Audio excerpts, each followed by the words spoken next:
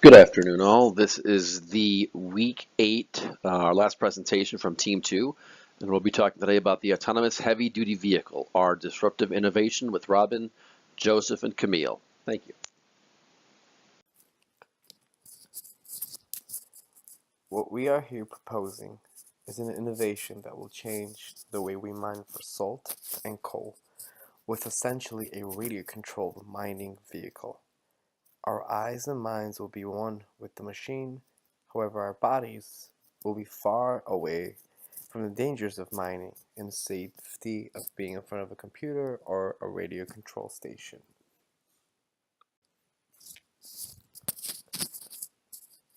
We provide world-class products and services that contribute to the infrastructure development and improve quality of life, while improving productivity and safety with efficiency and enhancing energy conservation through the use of information and communication technology. Improving environmental efficiency at operation sites and facilities, such as plants, reducing our impact on the environment throughout the product cycle, enhancing safety for society, customers, employees, and business partners.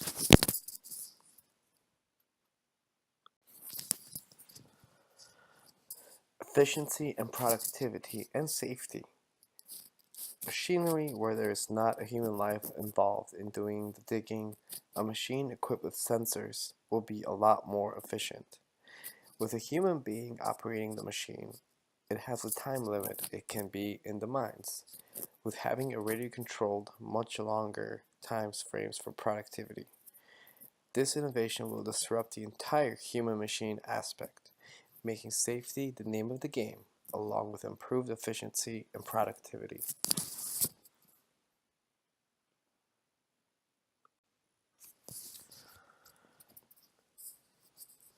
The mining industry in general is a huge industry set in tradition and history. Although technology has done a lot to improve these processes, this innovation would disrupt the way things have been done on a very large scale. Having an innovation that allows us to dig coal or for salt in a more efficient way intact with safety means that the business model will change from mining in general. This change will slow to come, but when it does, it will disrupt the entire business model to come.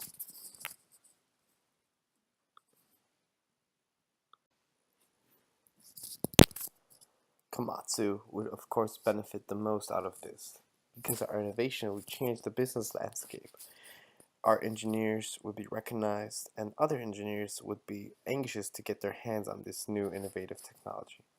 Ultimately, our business partners and clients would of course greatly benefit from this innovation early on as well. Now we come to ecosystem and risks.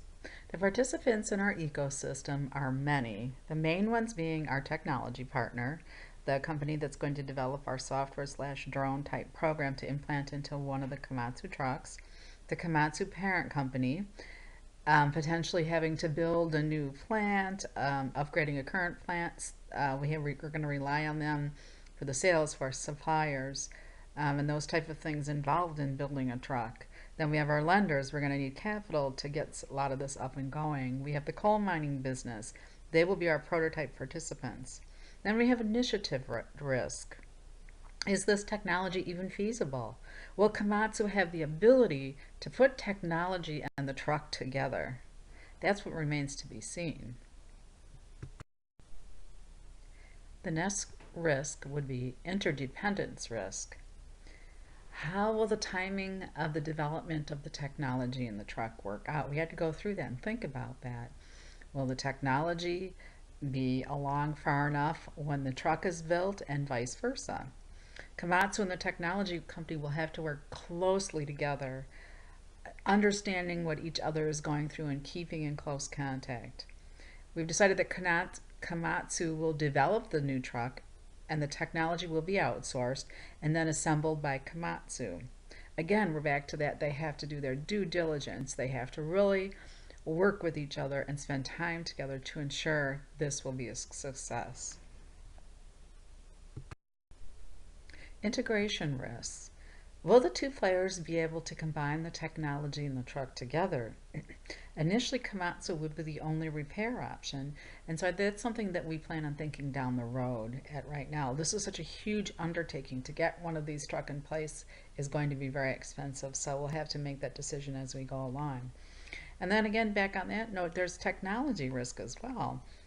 Once the technology develops, will it continue to change? And will these vehicles be useful? How long will they be useful for? Because technology changes so rapidly.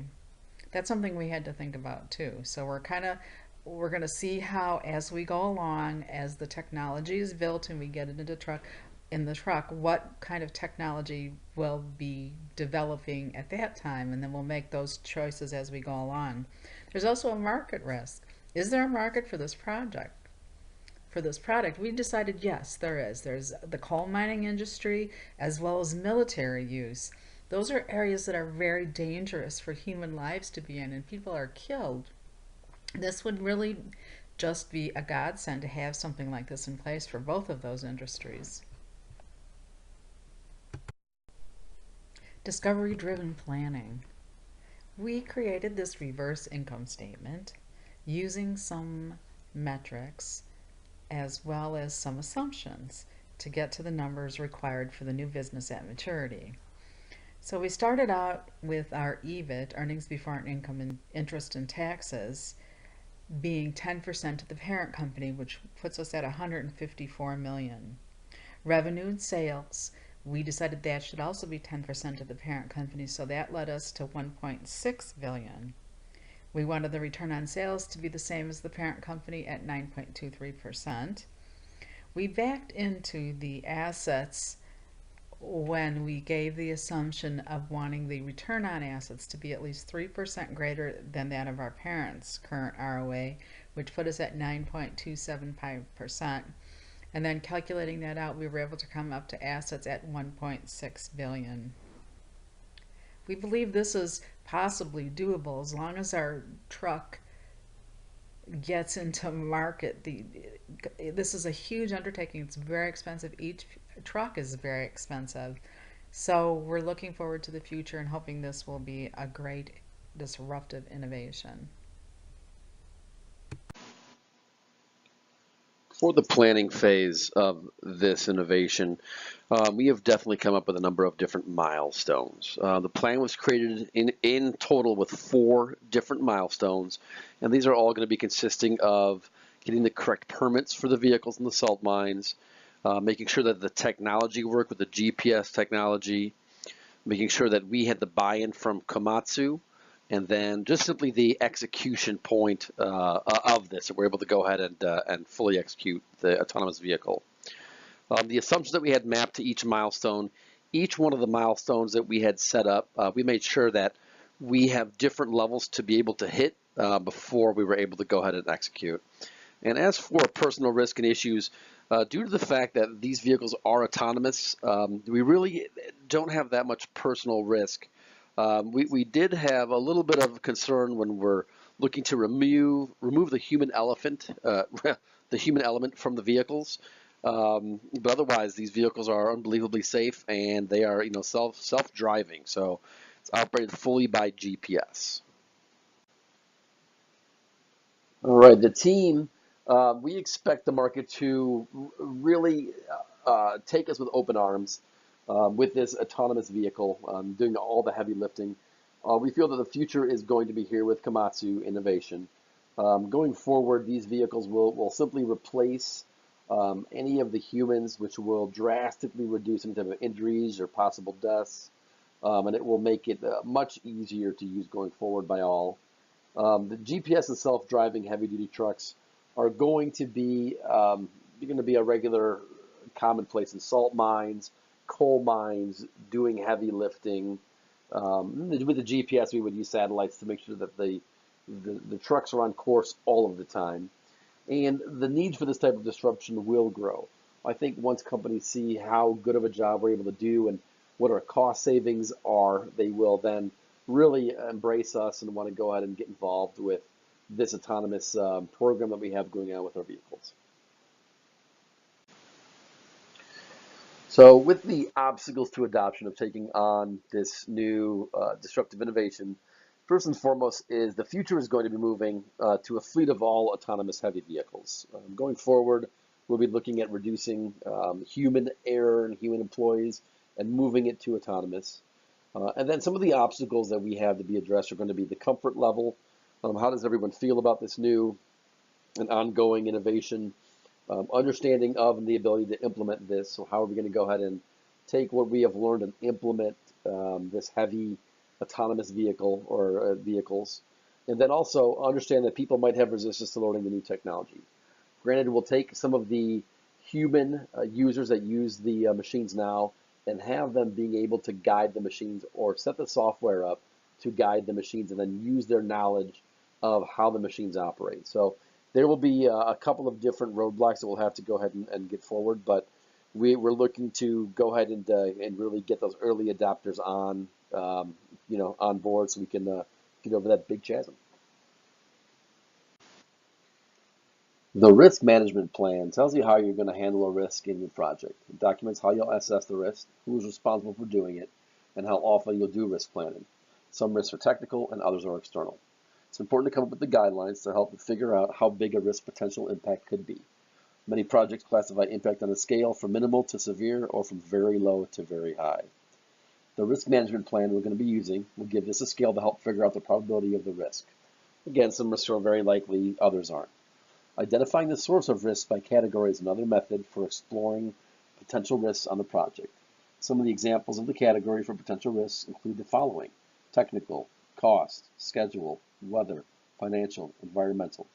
We can use the same framework as the work breakdown structure for developing a risk breakdown structure. A risk breakdown structure organizes the risks that have been identified into categories using a table with increased level of details. For the risk modification, we will split that up into 3 parts. First is risk sharing, which involves partnering with others to share the responsibility for the risky activities, such as Komatsu. A risk reduction is an investment of funds to reduce the risk on a project. And a risk transfer is a risk reduction method that shifts the risks from the project to another party. The purchase of insurance on certain items is a risk transfer method. So we want to make sure that we are able to go ahead and measure success by conducting these tests. And what we're looking for is going to be just the breadth of testing coverage. What are we going to be testing on?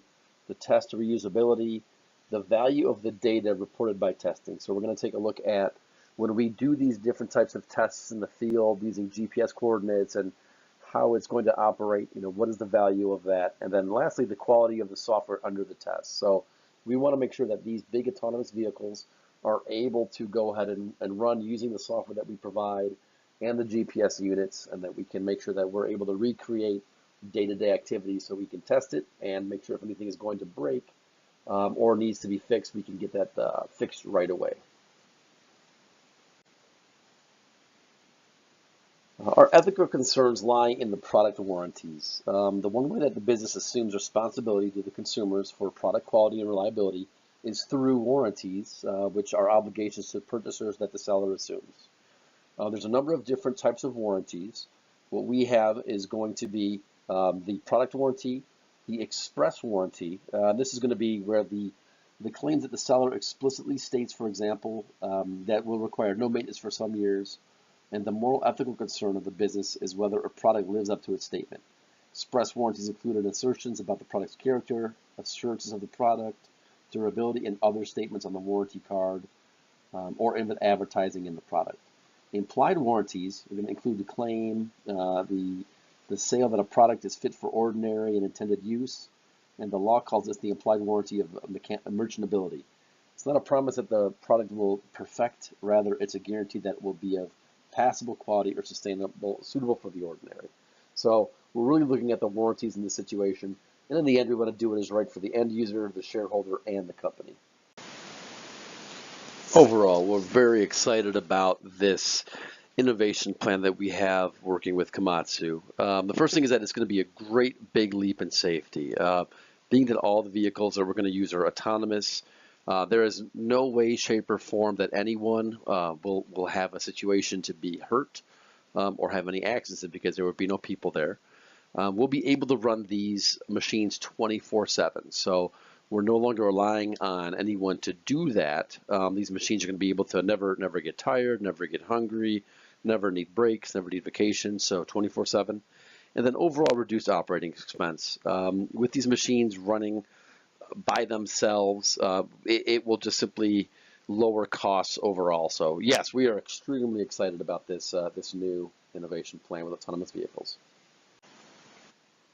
Thank you for listening to the presentation. If you have any questions that you'd like answered, please feel free to reach out to us. You can contact Team 2 via email. And thank you very much.